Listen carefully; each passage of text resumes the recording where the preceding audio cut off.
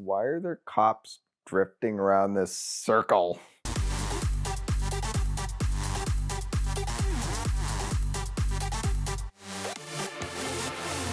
So part of becoming the Mexican Stig is learning how to drive a car sideways properly. Because you're not a real driver unless you can drive sideways, as evidenced by Jeremy Clarkson. Probably couldn't win any actual race, but he could drive sideways circles around most everybody. That's something I've always loved to do. Growing up in Maine, we had snow, so always sideways and that stuff. After going to Bondurant and learning real car control, and of course acquiring the Crown Victoria Police Interceptor that my parents bought, that gave me license to practice driving sideways everywhere. Even though it was not a limited slip differential, I found a way to get that thing to stay sideways. Maybe not for complete power circles, but it helped me hone my skills. I still remember when I was going to Case, me and my friend would go down to one of the rotaries, or roundabouts as some people call them, right by the school when it was rainy. We'd take the Crown Vic and just like try to drift around and around the circle.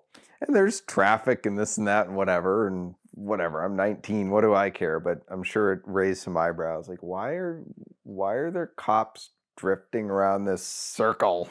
And every now and then I'd spin out and be facing traffic the other way. I just didn't give a rip.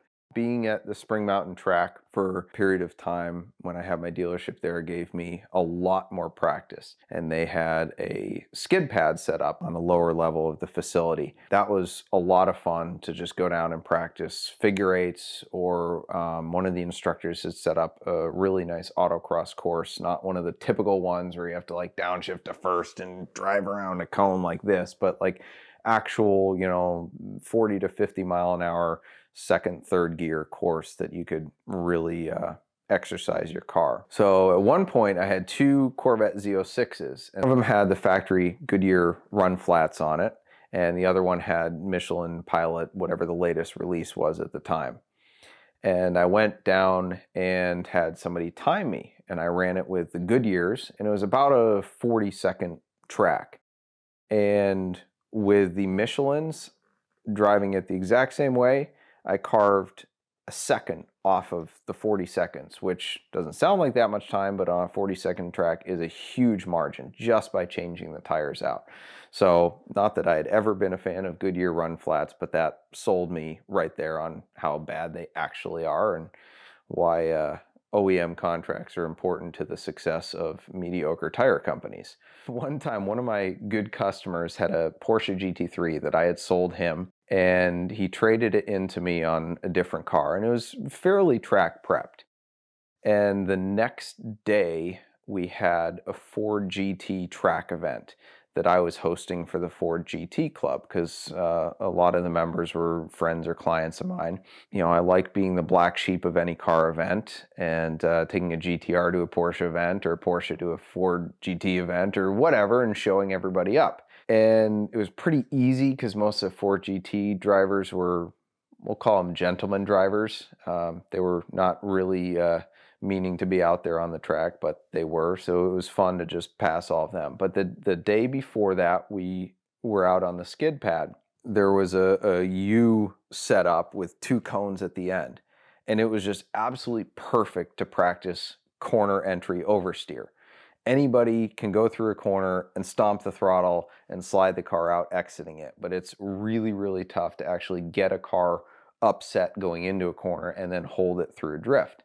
So me and my buddy John would just go into it over and over and just pitch the car, drift it, and then our goal was to get it straight and through the two cones at the exit. So we were doing it with that and with this V6 Camaro that he and his dad had rented, which I think he told a story about. And we ended up breaking the Camaro, but the GT3 was bulletproof and just took abuse all day long and all weekend on the track. And of course, Monday, the customer calls me. He goes, "Yeah, actually, I like that car. I decided not to trade it in." Oh, well, I kind of thought it was mine already, so I used it this weekend. Can I just like pay you for the use? He goes, no, it's fine. I'm like, no, I think I really should. I mean, we really used it pretty hard this weekend. He's like, no, we're good. It's cool, no big deal. I was like, okay, you might need tires, but Okay. Of all that drifting, and there's many more tales of that, the story that I most regret, it's kind of like, I've never punched somebody, but there's 3 people over the course of my life that I had an opportunity to, and justification that looking back, I actually wish I did because they deserved it. This was one of those situations, not in being violent, but it just in kind of being that guy and issuing a challenge. So I was at a Ferrari club event, and it was at Summit Point in West Virginia. And they have a tactical driving school there, along with firearms and defense training and all that. And, because of its proximity to DC, they train a lot of the government workers and FBI and whatnot. So they had a special that was a half-day tactical driving school for a couple $100. I was like, this will be fun entertainment to go, do some pit maneuvers and stuff like that. That was, I wasn't willing to pay to go to like a 4-day school, but this will just be a fun distraction since I didn't take a car that I could actually use to participate in the track day. The first exercise we did was oversteer and understeer exercises on their big skid pad. And of course, they were using an old Crown Victoria Police Interceptor, which I know like the back of my hand. So we had 1 instructor and 3 people in each car.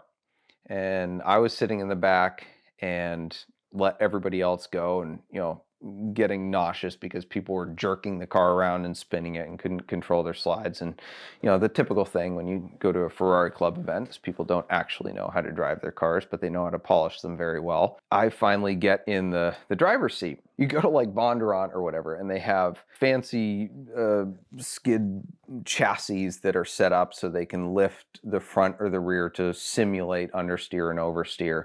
And the instructor controls all that from the passenger seat. Well, this was a low budget operation. They didn't have that. I like my personal space a little bit. And the instructor, instead of doing that, he would have you steer, and then he'd sidle up next to you and operate the pedals with his feet. So he's like coming all into your space, doing the gas and the brake to like throw you off in terms of simulating oversteer and understeer to try to trip you up. And I was like, wow, this is kind of weird, but whatever. He tells me to start driving and go around the circle, and he goes, okay, now hit the brakes so you induce understeer so you know what it feels like. I'm like, okay.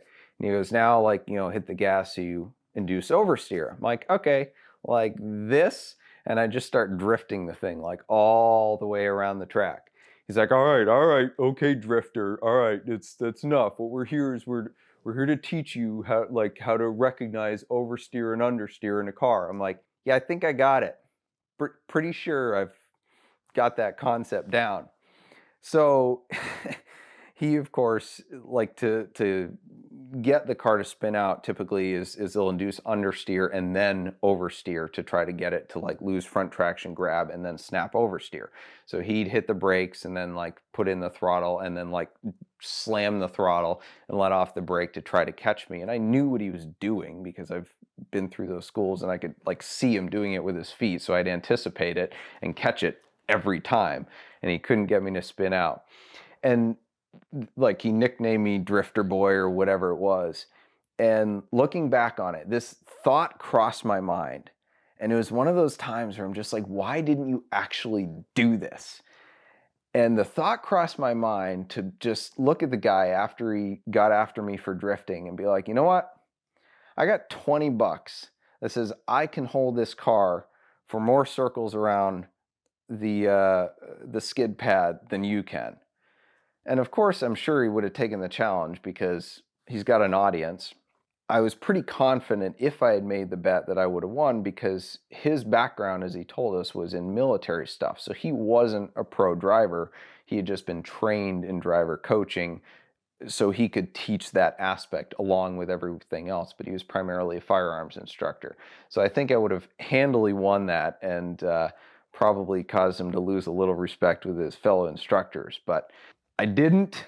It's one of those things I'd love to be like, this was this amazing story because I did this and it was a total jerk move, but it came out awesome. But it was, I actually exercised restraint in that case, which is rare for me. We'd like to thank Vincero Watches for supporting VINwiki this month. Vincero makes bold, stylish, and well-priced watches out of exceptional materials, and there's a link in the description below for a discount. So check out their website and find the watch that helps make the statement that you want the world to see.